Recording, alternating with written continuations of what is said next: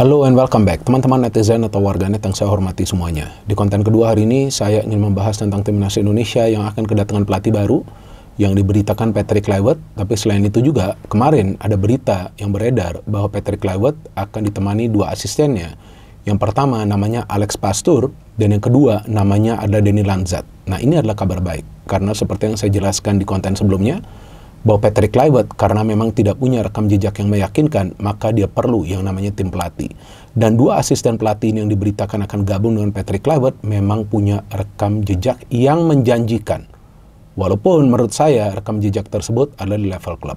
Tapi mereka punya rekam jejak yang seharusnya bisa membantu Patrick Kluivert untuk bisa meracik strategi, nanti kemudian masuk ke taktik permainan. Tapi selain itu juga teman-teman, kita semua harus move on dari situasi saat ini. Seperti yang saya jelaskan juga di konten sebelumnya, bahwa saya adalah supporter dari tim nasional Indonesia. Artinya, siapapun itu yang menjadi pelatih dari timnas Indonesia, perlu saya dukung. Termasuk siapapun pemain yang akan menjadi bagian dari tim nasional Indonesia.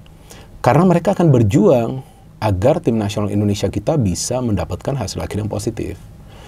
Jadi, saya harapkan, dan juga yang telah saya sarankan di konten sebelumnya juga, bahwa janganlah kalian menyerang akun Instagram dari Patrick Kluivert. Jangan juga membuat tagar Patrick Kluivert out. Kan sudah saya katakan di konten sebelumnya. Kan pelatih ini belum juga bekerja. Ya, jangankan bekerja, belum juga datang ke tanah air. Kalau sudah diteror seperti itu, gimana caranya dia bisa bekerja dengan tenang? Jadi kita juga perlu menunggu seperti apa nanti strateginya dan racikan taktiknya, dan apa sebetulnya rencana dari Patrick Kluivert sebagai pelatih dari tim nasional Indonesia yang diberitakan akan dikontrak untuk durasi 2 tahun plus opsi perpanjangan 2 tahun lagi. Tapi yang ingin saya dengar nanti jika dia datang ke tanah air dan juga ada konferensi pers, apa sebetulnya rencananya. Dan saya harapkan bahwa jurnalis yang hadir di sana itu akan menanyakan kepada dia. Karena saya kan nggak punya akses, dan saya memang bukan jurnalis. Saya harapkan akan menanyakan, apa rencana Anda untuk 2 tahun ke depan dulu nih? Walaupun kita tahu, di bulan Maret ada 2 pertandingan, tapi 2 tahun ke depan apa rencananya? Dan kita tahu bahwa 2 pertandingan di bulan Maret itu adalah pertandingan yang penting, yang timnas Indonesia perlu mendapatkan poin. Ya, kalau Australia gak bisa menang, minimal 1 poin. Ya dong, kan Australia bukan tim yang seperti 4 atau 5 tahun lalu. Ini sudah beda. Banyak juga pemain-pemain muda mereka. Banyak juga pemain-pemain baru. Pelatihnya juga sudah baru kan, bukan Graham Arnold lagi. Jadi ya, minimal 1 poin. Kemudian lawan Bahrain, yang kita semua inginkan adalah kemenangan.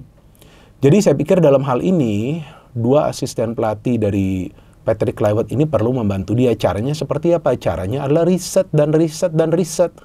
Riset apa? Riset tentang pertandingan-pertandingan timnas Indonesia mulai di round 2 sampai ke round 3 ini. Plus riset tentang kekuatan dari 2 tim yang akan dihadapi di bulan Maret. Ini sangat penting. Sangat amat penting karena ini 2 pertandingan yang krusial. Tapi selain juga mereka sedang bekerja, kita juga tidak boleh meneror. Biarkan mereka bekerja. Karena seperti yang saya katakan berkali-kali bahwa fokus kita adalah untuk mendukung tim nasional Indonesia, termasuk siapapun yang melatih dan siapapun yang menjadi bagian dari pemain tim nasional Indonesia, bagian dari skuad tim nasional Indonesia. Kan itu yang perlu kita dukung. Jadi jangan ada yang namanya like or dislike. Memang kita tahu Shin Tae-yong punya jasa yang luar biasa bagi tim nasional Indonesia. Tapi sekarang faktanya Shin Tae-yong telah diberhentikan sebagai pelatih dari tim nasional Indonesia. Jadi saya pikir udah gak bisa juga kita berlarut-larut untuk merasa sedih atau juga kecewa. Sekarang saatnya nih fokus ke depan. Kalau kita ingat terus tentang masa lalu, ya saya pikir gimana caranya timnas kita akan maju ke depan. Ya kan itu yang paling penting. Jadi saya harapkan teman-teman netizen yang juga merupakan supporter dari timnas Indonesia bisa memahami bahwa sekarang ini adalah keadaan yang perlu kita terima. Dan sekarang adalah situasi dan kondisi yang cukup mengkhawatirkan, tapi perlu kita semua bersatu untuk mendukung pelatih baru yang datang. Mau suka gak suka, ya kan, mau suka gak suka, karena fokus kita agar timnas kita menang. Bagus kalau timnas kita bisa nanti dapat 1 poin di Australia, menang lawan Bahrain, kan kita semua happy.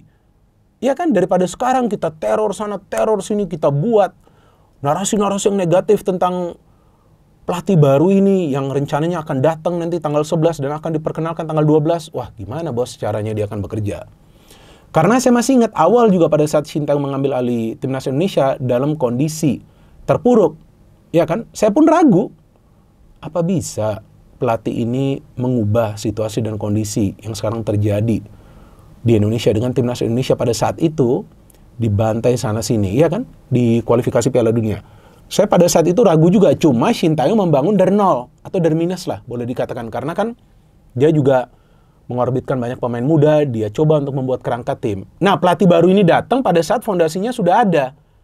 Jadi ini ibaratnya membuat gedung, fondasinya sudah ada, tinggal diatur aja nih aksesorisnya, diatur aja nih interiornya. Nah, inilah tugas dari pelatih baru. Artinya, ya seharusnya dia akan bisa melihat kekurangannya apa, dan apa yang perlu ditambah kekuatannya. Kalau menurut saya sih, ya lini depan ini yang harus tajam.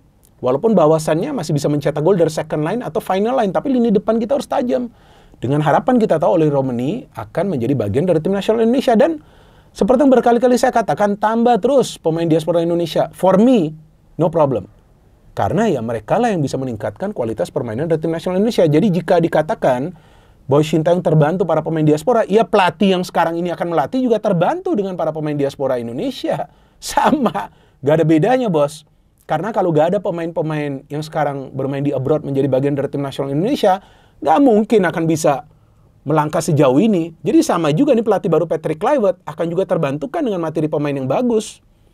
Sama juga sepertinya, sama juga.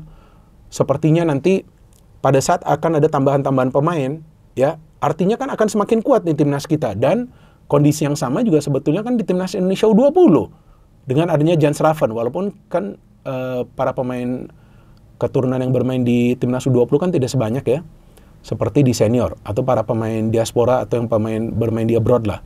Ya kan Jan Schraven kita tahu kontribusinya kan signifikan. Meskipun bukan Jan Schraven sendiri yang bermain, tapi kita tahu dia yang membuat perbedaan. Timnas U17 Matthew Baker.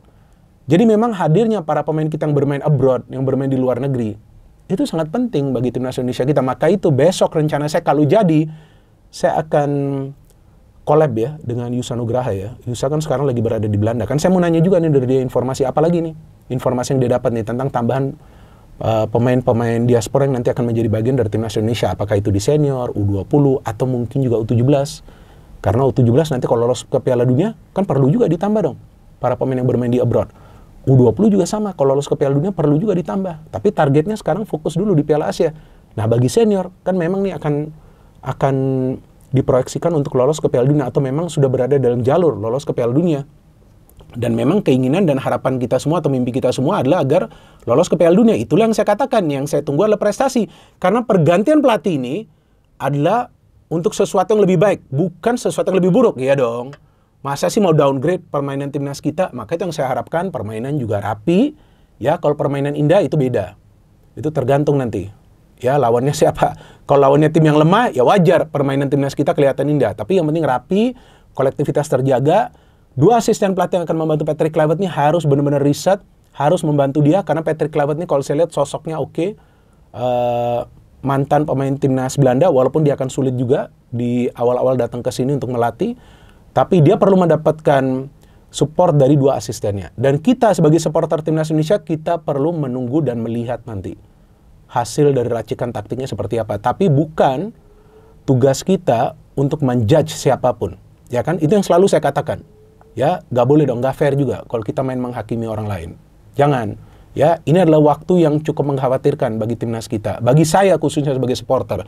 Tapi ya kita harus menunggu sekarang dan berharap yang terbaik. Jadi janganlah kalian berharap yang terburuk. Saya banyak sekali dapat DM, akan hancur, akan apa, akan ke masa kegelapan lah. Kok malahan berpikir negatif kalian? Kalau almarhum ibu saya selalu mengatakan, kamu tuh dalam situasi dan kondisi apapun, sesusah apapun, sesulit apapun, ya, sekecewa apapun kamu harus berpikir positif. Agar hal-hal positif nanti yang terjadi di kehidupan kamu. Nah, maka itu saya selalu positive thinking. Dan saya selalu open-minded. Ya udah, ini adalah kondisi yang perlu saya terima, dan saya harapkan pelatih baru ini bisa membuat sebuah perubahan yang baik agar jalur timnas Indonesia untuk lolos ke Piala Dunia ini terjaga, dan betul nanti mimpi kita semua agar timnas Indonesia bermain di Piala Dunia tahun 2026 itu tercapai. Karena sekarang materi pemainnya bagus, support dari PSSI bagus, sudah ada kerjasama yang baik antara PSSI dengan pemerintah. Jadi teman-teman, kita semua cooling down, kita menunggu pelatih baru ini datang, yang rencananya tanggal 11 datang, tanggal 12 akan diperkenalkan. Kita tunggu asisten pelatihnya datang dan kita lihat bagaimana cara mereka bekerja. No hate, no politics, only football, salam sepak bola.